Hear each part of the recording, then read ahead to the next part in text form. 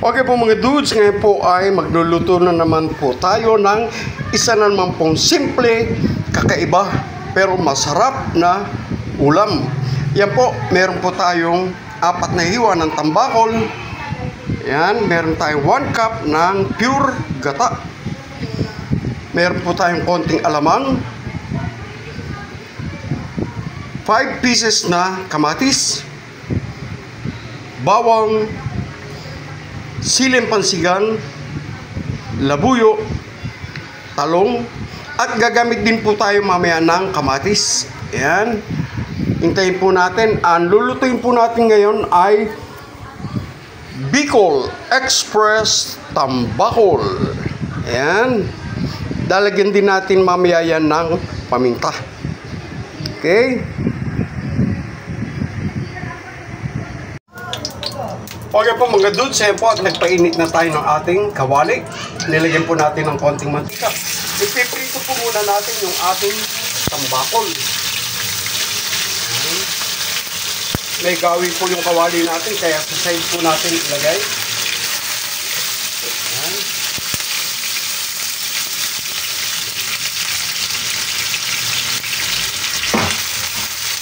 Okay.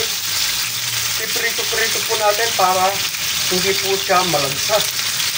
At mas masarap po yun kung ipiprito po natin yung ating tambakol.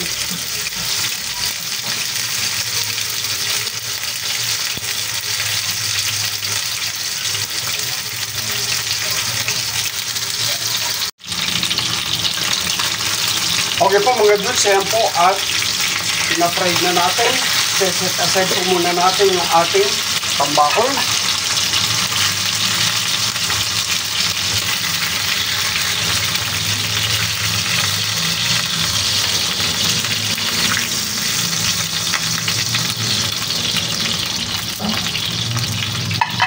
Isusunod naman po natin yung ating talong.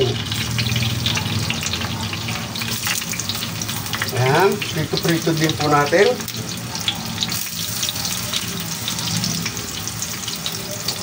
Yung kawali po, may gawi kasi pataas po, yung matambok po yung gitna. Okay.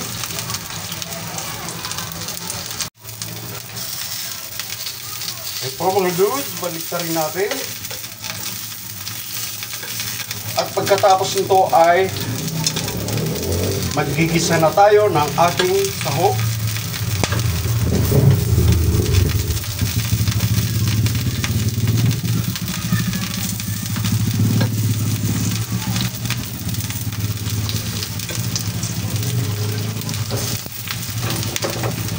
Okay.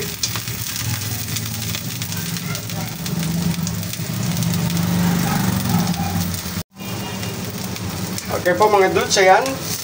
Naprito na po. Set aside po uli natin yung ating talong. At pagkatapos ay magpiprito na tayo or magigisa uli tayo ng ating mga ingredients.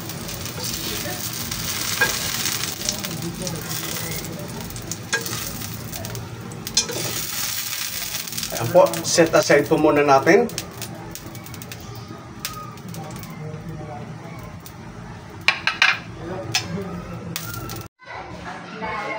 Ayan po mga dudes at hiniwa na natin yung ating mga ingredients.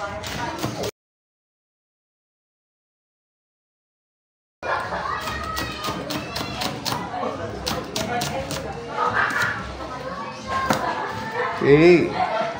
Ayan. Pati yung ating siling labuyo.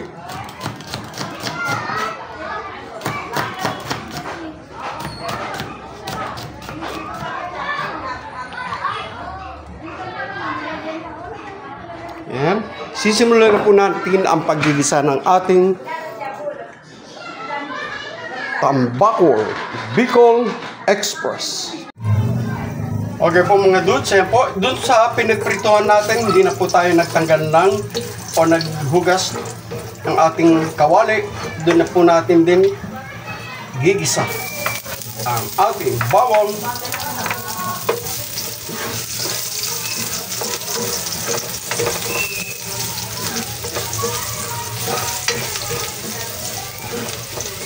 ating sibuyas.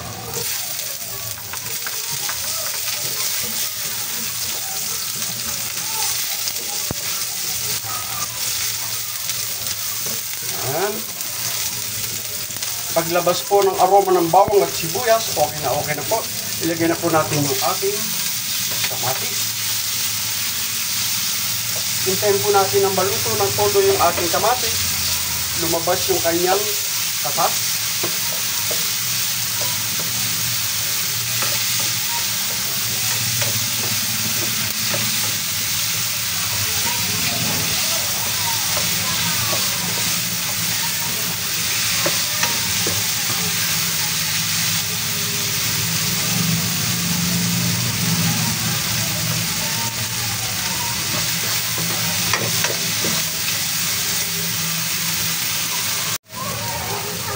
Okay po mga dudes, yan, ilagay na po natin yung ating alamang.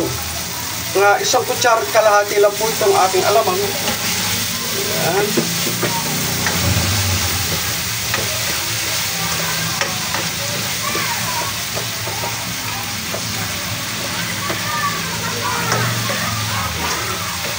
Okay, lagay na rin natin yung ating sili.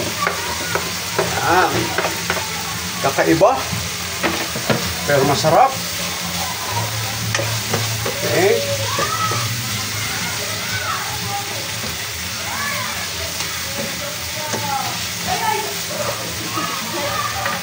Lagyan na rin po natin ng paminta.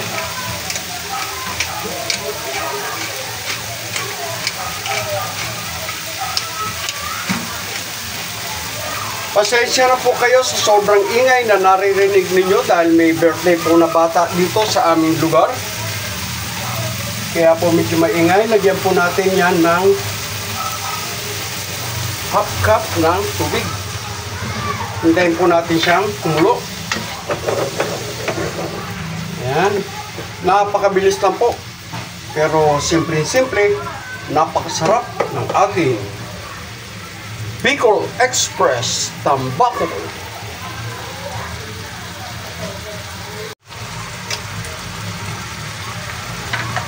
Okay po mga dudes, ayan po.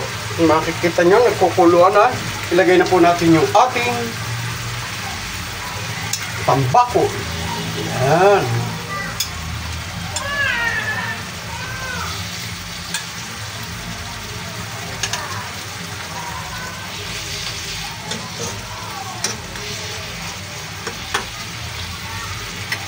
At syempre, ilalagay na rin po natin yung ating gata.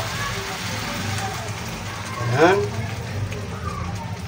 Nilagay ko po yan sa rep, kaya medyo nagbuo-buo dahil nagtinda pa po tayo sa Tiangge. Ayan. Yung pong aking gata ay halagang 30 pesos lang, since konti lang naman po itong ating niluto. Okay na po yun.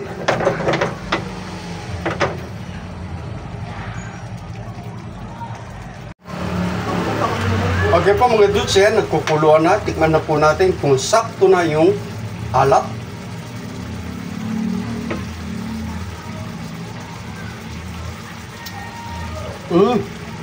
Malilamnam.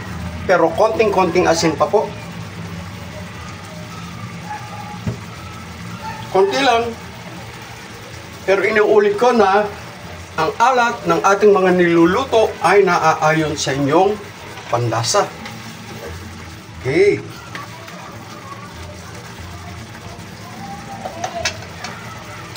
At ilagay na rin po natin yung ating talong.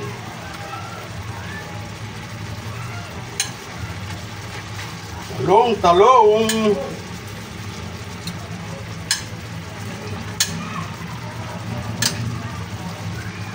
Bicol Express Tambako. So yummy! Kakaiba, simple, mura, at masarap.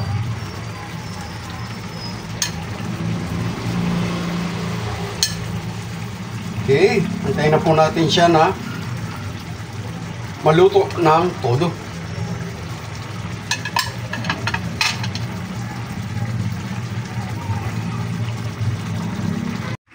Mga dudes, Ayan po, at luto na ang ating Bicol Express Tambakol. Yum, yum, yum!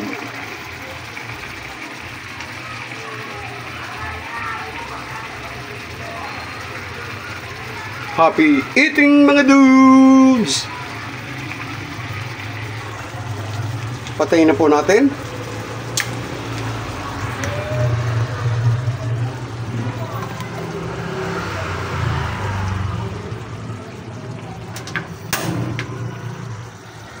Audio Jungle.